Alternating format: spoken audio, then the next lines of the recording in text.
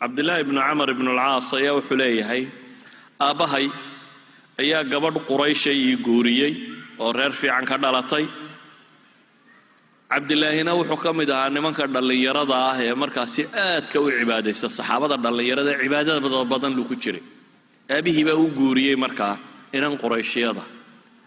inanta markii loo guuriyay aabihii oo Umar ibn Aas oo saxaabi kala ahi wuxuu dareensanaa inankiisu sidoo cibaadadiisu arbay xad gudub ku keenta habeenkii arooska markii inantii loo hooyay ayuu subaxii odaygu gabadhii u yimi wuxuu yiri bal waran ma fiicantihiin waa nabad qabnaabay tiri Abdullah iga waran buu yiri ya xaalkiisa waxay tiri xal oo dhan waa tukanay ni'ma al-'abd li rabbi wa adanu fi 'an bay tiri rabbigi oo salaad buu taagnaa laakiin